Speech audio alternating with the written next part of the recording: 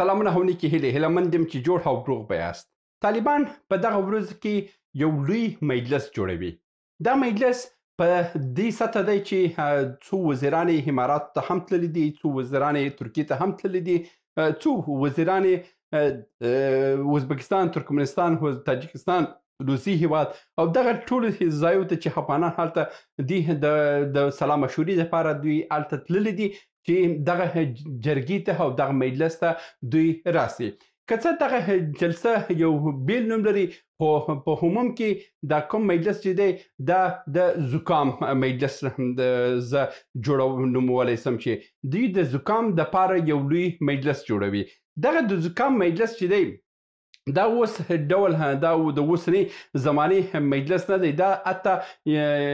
جوزف کینیډي چې دی امریکا ولسمشر دوی هم هغه وخت کې دغسې خبره کړې وه چې د زکام دپاره باید جلسه جوړه سي. نن د زکام د مجلس په هکله باندې تاسو ته وایم چې طالبان ولې د زکام دپاره یو جلسه جوړوي. د زکام آیا دا زکام دومره ستره خبره ده؟ یعنې په نړۍ کې هیڅ د دې زکام د تداوي دپاره داسې درمل نشته چې دوی د زکام په هکله باندې دوی دا جلسه جوړوي. آیا دا جلسه تر ډېره حده بیمانه جلسه نه ده؟ او که جلسه کېږي باید په جلسې کې څه کارونه وسي چې دغه جلسې نتیجه ورکړي. زه پر دغه موضوع باندې خبرې کوو او تر اضافي خبرې تېرېږو. اوس خبره دا ده چې دا څرکم زکام دی چې یو لویه جرګه جوړیږي. دا ګوره دا په اقتصاد کې اقتصادي ناروغۍ وایي، اقتصادي فلو ورته وایي چې اقتصادي زکام ورته ویل کېږي، چې دا په اقتصاد کې یو ډېره معمولي خبره ده او په ډېرو هیوادو کې هم دا شته. چې کله هم جوزف کینیډي چې د امریکا ولسمشر و هغه وخت کې هم دوی کې اقتصادي ستونزې وي،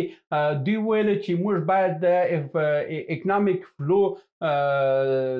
دپاره یو مجلس جوړ کړو چې په هغه کې باید تجاران راوغواړو او د تجاران باید پانګونې ته زړه ښه کړي. په هماغه وخت کې دوی څه وکړه؟ دوی وویل چې موږ تجاران غواړو او موږ په دغه تجاران دپاره ورته پرېږدو یې 25% مالیه تاسو څخه اخلو او تاسو په دغه 25% مالیه باندې چې دا 25% همدغه ځای ته رسېږي، موږ 25% مالیه تاسو څخه غواړو او تاسو راشئ خپل تجارت شروع کړئ او خپل کاروبار ته ادامه ورکړئ. دا په ټوله نړۍ کې تر ټولو ناکامه پروژه وه چې دا وسوه. یعنی په ټوله نړۍ کې دا یو ناکامه کار دی چې همدا اوس هم اوسني حاکمان په جمهوریت کې هم جمهوریت خیلو په هغه نه مخکې هم چې کوم کسان وو دغه ټوله کسان په همدغه ناکامه پروژه باندې دوی مخ ته ځي چې په افغانستان کې تجارت ولې نه کېږي، ولې تجار نه راځي، ولې پانګونه نه کوي، ولې تولیدات نه کېږي، ولې یو تجار چې راپورته کېږي برته سقوط کېږي. دغه ټولې چې دي ته اقتصادي ناروغۍ وایي. یعنی زموږ په هیواد کې اقتصاد ناروغه دی، یعنی زموږ اقتصادي پلانونه ناروغه پلانونه دي. زموږ دپاره بهترینه لاره هم دغه ده چې موږ په اقتصاد کې ټوله تجربې لرو، موږ په نړۍ په سطح باندې تجربې لرو. موږ ولې تر اوسه پورې هم څو د نړۍ چې کوم تجربې کړي دي هغه ته حل لارې جوړ کړي دي، موږ بیا هم ځو د سره پر هغه باندې شروع ورکوو. د مثال په ډول باندې همدا اوس که موږ د زکام خبره وکوو، د زکام خبره کوو، زکام اوس حل سوې موضوع ده. یعنی اوس پرستامول شته، هیستامینوفین شته او پیناډول شته، دغه ټول شی دا وخوره مشکل حلیږي. یعنی که موږ راځو بیا پر زکام باندې جلسې جوړوو چې زکام څرکم حل شي، دا حماقت دی. اوس راځم د دې باندې چې د اقتصادي ستونزې حل څنګه دی چې موږ کولی شو چې هم تجاران راوغواړو او هم دلته په افغانستان کې تجارت ته رشد ورکړو او دلته کارخانې جوړ سي، دا واړه سوداګر هم پکې کامیابه سي او تجارتونه سقوط نه سي. د دې لپاره موږ بهترینه ګراف لرو، د لافر اقتصادي نظریه ده. لافر اقتصادي نظریه چې تاسو په ګوګل کې هم سرچ کړئ، تاسو په یوټیوب کې هم وګورئ، د لافر په هکله باندې ډېر تجربې دي. لافر څه وایي؟ لافر وویل تاسو منحني لافر منحني په شکل باندې دا یو ډېر مشهوره منحني ده. دوی ویله چې کله هم یو تجارت شروع کېږي، د مثال په ډول باندې یو سړی صفر دی، تاسو باندې صفر مالیات تطبیق کړئ. تاسو باید چې فیصدیانې ولرئ. د مثال په ډول باندې یو تجارت شروع شوی دی، تاسو په لومړی کال کې باید بیخي ډېر کم یعنې پس 1% مالیات ورباندې وضع کړئ، په دویم کال کې ورباندې 2% مالیات وضع کړئ، په دریم کال کې تاسو باید 2.5% مالیات ورباندې وضع کړئ،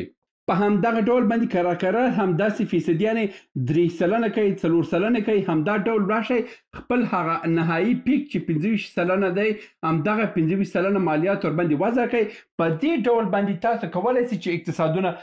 کامیابه کړئ او هغه ته تاسو کولی شئ تجارت هم مخته یوسئ زیاتره کمپنیانې چې دي همدا اوس په افغانستان کې چې کله هم غواړي چې دوی یو کار شروع کړي دوی ته وایي وروره بس لاړ شي کار دې شروع کړي هم بس دې بس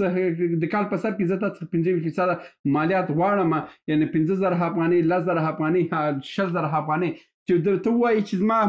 ابتدایي پیسې چې دي مثلا 15,000 افغانۍ دي 15,000 افغانۍ دي 15,000 افغانۍ چې دي سي دي بس په کال کې زه 15,000 افغانۍ درڅخه غواړم 15,000 افغانۍ زه درڅخه غواړم کتی پکښې کې ډوپۍ پکښې کې تاوان هر بلای په ما کار نشته ته به په کال کې ماته 15,000 افغانۍ راکوي دا منطق نه دی دا تجارتي منطق نه دی د مثال په ډول باندې یو کس راځي د 1 میلیون افغانۍ کاروبار شروع کوي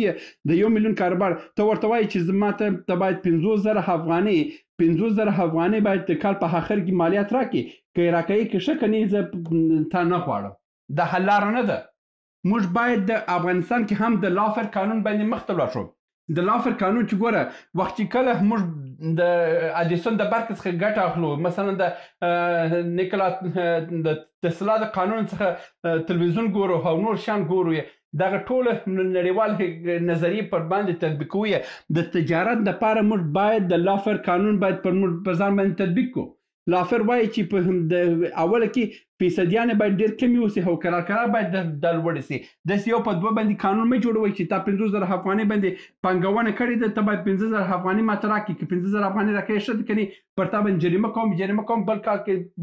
1 لک بل کال 3 لک بل کال 4 لکه پر تا باندې جریمه راځي آخر کې هغه سړی تښتي د افغانستان څخه بیخي بیا په ژوند نه راځي یعنې ما وایي ما بد کړي چې ما تجارت په افغانستان کې شروع کړی دی په دې ډول باندې نه راځي بیا وروسته ګوره بیا وروسته حتی د لافر قانون هم ناکام شو زیاتره خلکو ویل چې لافر قانون صحیح دی د تطبیق وړ دی خو دا هم پرته ناکامه کیږي دوی څه وکړه دوی د لافر قانون د څه دپاره منحني ته دوی پایي کې ورکړي داسې پایي کې هم ورکړي د مثال په ډول باندې دا پایي کې اوس خبره دا ده چې دا پایي کې څه شی دی دا سره کوم کومک کوي د تجارت سره لافر خو ویلو چې منحني او د مالیاتو په اساس باندې د وروسته د اقتصاد کارپوهانو وویل صحیح دی چې کله هم د تجارت د صفر شروع کیږي ته حکومت ته د دې ځای ورسره کومک وکړه چې کله دی وایي چې زه 50,000 افغانۍ لرم 50,000 افغانۍ لرم حکومت ته 50,000 افغانۍ هم ته ورکړه خو له جیبه چې کله دی وایي چې زه 1 میلیون افغانۍ لرم حکومت ته هم 15 لکه افغانۍ خپل د جیبه ورکړه او دا قوت ورکړه د تجارت ته او چې کله هم د تجار مالي ستونزې پیدا کیږي حکومت ته برته ورته پیسې ورکړه ځکه چې د دې تجارت سره نظریه شته دغه نظریه ته برته پورته کړه دا نظریه مه غورځوه دا تجار مثلا د مثال په ډول باندې دا تجار وایي چې زه نظریه لرم چې زر فارمه جوړ کوم د چرګانو دلته فارمونه هم جوړ کړي دي د تجربه هم لري د کاروبار تجربه هم لري او دی وایي چې یو په دوه باندې زما چرګان مړه شوه او زه پکښې کې تاواني شوم حکومت ته دلته مسؤلیت لري چې ته باید څه وکړې د دې په لاسه کې دلته چې دی په دغه ځای کې سکوت ته مخ شوی دی ته برته باید پایي کې ورته ورکړې او دی باید برته راپورته کړي چې دا برته دې حالت ته راسي موږ باید د لافر قانون څخه او بر د کومکي بستونو ته هم موږ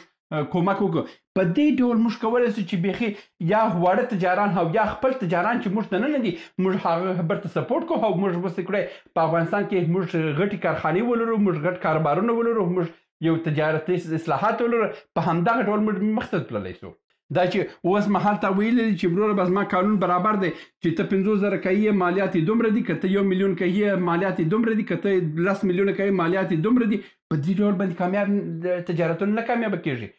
که زما منې په لومړي ځل باندې بهترینه کار لا دی چې ولسمشر غني چې کوم نظریه ورکړې وه چې باید فری زونونه جوړ کړي زه وایم چې د یو کال دپاره تر 15 کلونو دپاره بعضې کمپنیانو ته ووایي چې مفت هېڅ مالیات تا څخه نه غواړم ته فقط هر کمپنۍ د ما څخه 100 کسان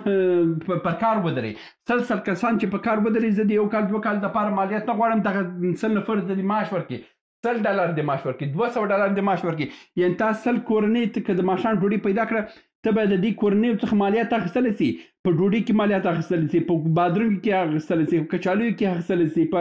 جامو کې اخیستلی سي. د دې څخه ته مالیات ټول کړه. ته فقط دا ده چې کارګر په کار واچوه. ته یو په دوه باندې د کمپنۍ څخه مالیات مه اخله. که ته 10 واره هم دغه جلسې جوړې کړي، دا جلسې بې معنا دي، هېڅ تجار نه راځي. د تجار دپاره قانون جوړ کړه، صحیح قانون جوړ کړه. د تجار چې دی لکه دا څه خاصیت لري، د شاتو مچۍ چې کله د هغه یو عمده کس پورته کوي، هغه ولیده چې هلته ګټه ده، دغه ټوله ورپسې ځي، دغه ټوله درځي. یعنې که ته یو ښه سیستم دې جوړ کړې، لکه امارات چې همدا اوس ښه سیستم یې جوړ کړی دی، هېڅ تبلیغات هم نه کوي، خلک تجاران خپله ورځغلي ورته. تا یو عرب لیدلی چې وایي چې راسه ما هېواد ته کار وکړه؟ نه، خپله ورځغلي چې هلته کار وکړي. نو زموږ دپاره بهترینه دا ده چې موږ باید قوانین ته تغیر ورکړو. که دغه ډول قوانین وسي، همدغه ډول پیچلي کارونه وسي، همدغه کاغذ پراني وسي، دا اقتصادي حالت اوس چې مریض دی، څو ورځې بعد، څو وخته بعد د افغانستان اقتصاد په کلي ډول باندې مړ کېږي، د منځ ځي. دا زموږ دپاره تباهي ده.